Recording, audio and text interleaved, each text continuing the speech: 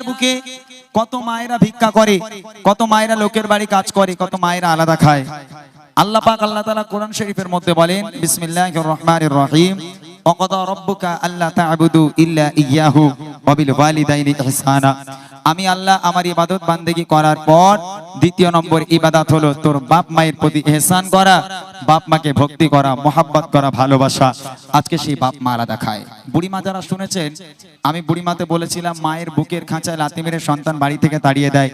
তবে ওই মা যখন ওই সন্তানকে জন্ম দিয়ে বড় করেছে, মানুষ করেছে, একটা সন্তানকে জন্ম দিয়ে বড় করতে, মানুষ করতে কতটা কষ্ট করতে হয় একটা বাপ মাকে কবি ছন্দের মাধ্যমে লিখছে। খুব মনোযোগ দিয়ে শুনবেন, একটা পুরাতন গজল, তারপর গজলটা আমার ভালো লাগে, আমি ছোট করে আপনাদের শোনাবো যে দুনিয়ার বুকে সন্তানের জন্য মা কি জিনিস।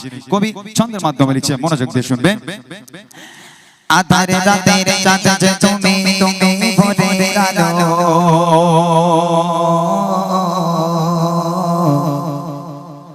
তোমায় যখন দেখি আমার মন হয়ে যায় ভালো। আধারে রাতের চাঁদ যে তুমি তুমি ভোরের আলো, তোমায় যখন দেখি আমার মন হয়ে যায় ভালো। আধারে রাতের চাঁদ যে তুমি তুমি ভোরের আলো, তোমায় যখন দেখি আমার মন হয়ে যায় ভালো।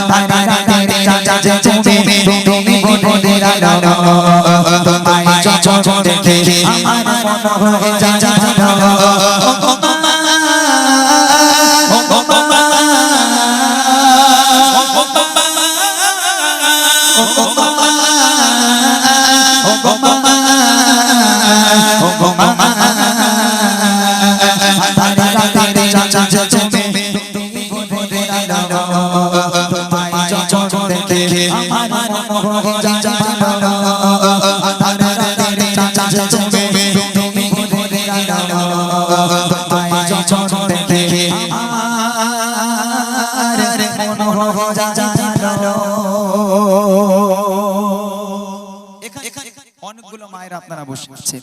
একটা মা যখন একটা বাচ্চাকে জন্ম দেয়, ওই সন্তান মায়ের কোলে পায়খানা করলো, মায়ের কোলে পেশাব করে দিল, মা খেতে যাচ্ছে সন্তান পায়খানা করে দিল, মা ঘুমাতে যাচ্ছে সন্তান পায়খানা করে দিল। একটা দিনের জন্য কোনদিন কোন মা বিরক্ত হয়ে বলেছে, হতভাগা সন্তান দূর হয়ে যা, আজ থেকে তুই অন্য ঘরে ঘুমা, আমি মা অন্য ঘরে ঘুমাই, কেননা তুই আমাকে খেতে দিস না, আমাকে ঘুমাতে দিস না, আমি খেতে যাই তুই পায়খানা করিস, আমি ঘুমাতে যাই তুই পায়খানা করিস, তোর মতো বদমাইশকে নিয়ে ঘুমানো যাবে না, দূর হয়ে যা, অন্য ঘরে গিয়ে ঘুমা, আমি মা অন্য ঘরে ঘুমাই। কোন মা বলতে পারে? ওই সন্তান পায়খানা করলো, পেশাব করলো, মা তাড়াতাড়ি করে উঠে পোছাপুছি করিয়ে দিয়ে সুন্দর একটা আরামের বিছানা করে সন্তানকে ঘুম পাড়িয়ে দিয়ে সারাটা রাত বসে বসে মা পাহারা দেয়। আর সেই বাপ মা বুড়ো বুড়ি হয়ে গেল, হাঁটতে পারে না, চলতে পারে না, যদি ঘরে কিংবা বারান্দায় একটু পায়খানা করে ফেলে, একটু পেশাব করে ফেলে, তখন ছেলে বউ ঘাড়ে বাজ পড়ে।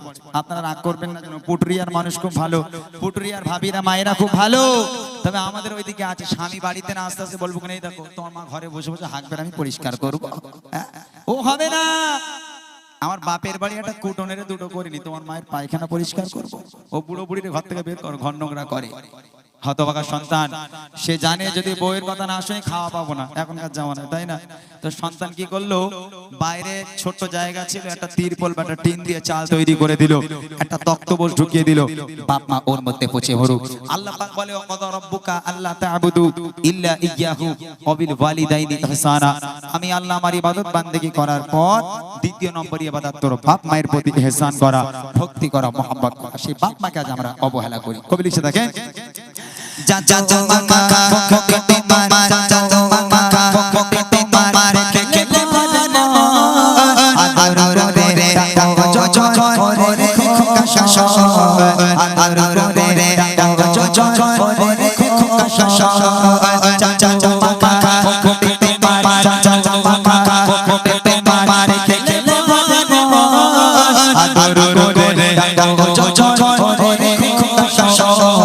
আদর করে যখন করে খোশা বল যদি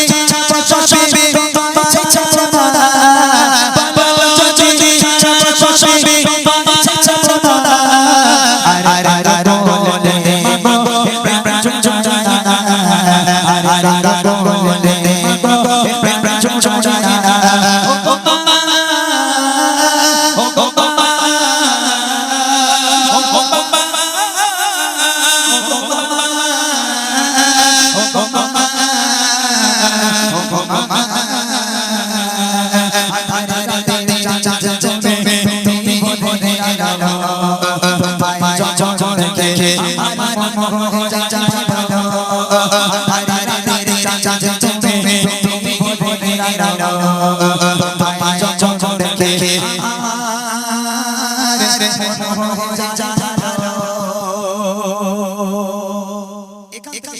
আমার বুড়িমা বাপ মা আলাদা হয়ে গেল, বাপ মাকে সন্তান আর খেতে দেয় না।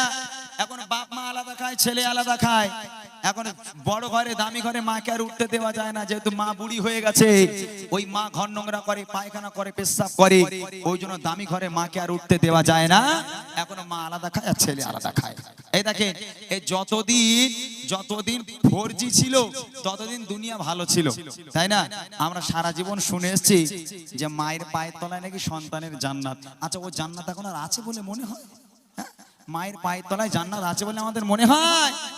যতদিন 4G ছিল ভালো ছিল, এই যে থেকে 5G ইন্টারনেট এসেছে, ইন্টারনেটের এত জোর, ওরে মা কি বলবো, এই ইন্টারনেটের জোরে এত মানে জোর, এই ইন্টারনেটের চোটে মায়ের পায়ের তলায় জান্নাত আর নেই, ট্রান্সফারে শাশুড়ির পায়ের তলায় চলে গেছে। এখন দেখবেন জামাইরা খালি শাশুড়ির পায়ে গেছে খাচ্ছে, বুঝলেন না? এর একটা কারণ আছে, যেহেতু মা তো কোনোদিন একটাও ডিম দেয় না, শ্বশুর বাড়ি গিয়ে শাশুড়ি খুব আদর করে 5টা করে প্লেটে সাজিয়ে দেয়, খুব ভালোবাসে, বুঝতে পেরেছেন? এখন মা যদি 10 টাকার ওষুধ আনতে বলে, মা নাকি খুব খাই করে।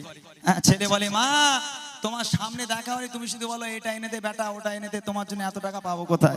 আচ্ছা, ওই ছেলের যদি শাশুড়ি ফোন করে বলে, জামাই তোমার বাড়ি আজ দুটো খাবো গিয়ে, তোমার বাড়ি যাচ্ছি। আচ্ছা, ও জামাই কোনোদিন ওর বউর কাছে গিয়ে বলবে তোমার মা কেন খাই করে?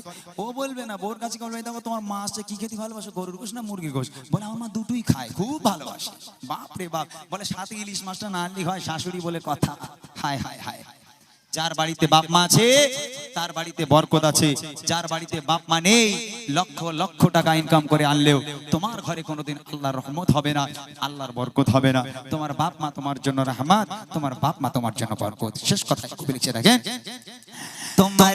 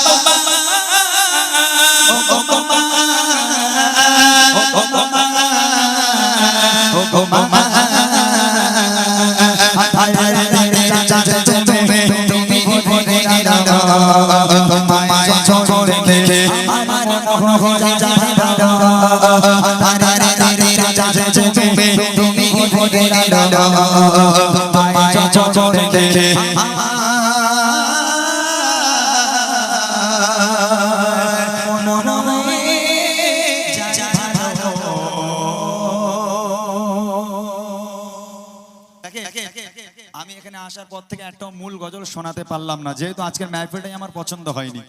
প্রথমে আমি বলেছিলাম যে এইভাবে মাহফিল হয় না, মনে হচ্ছে গ্রামের কোন একটা ছেলে গজল গাচ্ছে, আপনারা দাঁড়িয়ে দাঁড়িয়ে শুনছেন। যদি এই মাহফিলটা আজকে সুন্দরভাবে সাজানো যেত, এই অনুষ্ঠানটা কি হতো আপনারা বুঝতে পারছেন না। তবে দাঁড়িয়ে দাঁড়িয়ে আমাদেরও সেই মুড লাগে না। তবে যে কজন আপনারা আছেন, আপনারা যদি বসেন, আমি একটাই গজল একটু আপনাদের শোনাবো, এটা শুনে যদি চলে যেতে চান চলে যেতে পারেন। তবে সে গজলটি হচ্ছে স্বামী স্ত্রীর ভালোবাসা। কিসের জন্য দুনিয়ার বুকে আজকে সংসারে সংসারে অশান্তি হয়, এই গজলটা আপনাদের আমি শোনাবো, যদি সবাই মিলে একটু বসেন। যদি বসেন তাহলে আমি শোনাবো, না হলে যেমন চলছে এরমই চলুক। আমার তো আর আধ ঘন্টা সময় হাতে আছে, আমি আধা ঘন্টা যা ইচ্ছা তাই গিয়ে আমি চলে যেতে পারি, অসুবিধা নেই। তবে আমি চাই, আমি যখন এসেছি আমার কিছু মূল গজল আছে, সেগুলো আপনাদের শোনাতে চাই। যদি সবাই একটু বসেন তাহলে সাংসারিক জীবন কাকে বলে, কিসের জন্য সংসারে এত ঝামেলা, কিসের জন্য শুধু স্বামী স্ত্রী চলছে না সিঁড়ি হয়, আজকের ইনশাল্লাহ প্রমাণ হবে হাদিস থেকে। অসুবিধা নেই, ফাও গজল আমি বলি না, আমি হাদিস থেকে প্রমাণ দিয়ে গজল শোনাবো। যদি সকলে একটু বসেন তাহলে ইনশাল্লাহ আমি আপনাদের একটু শোনাবো।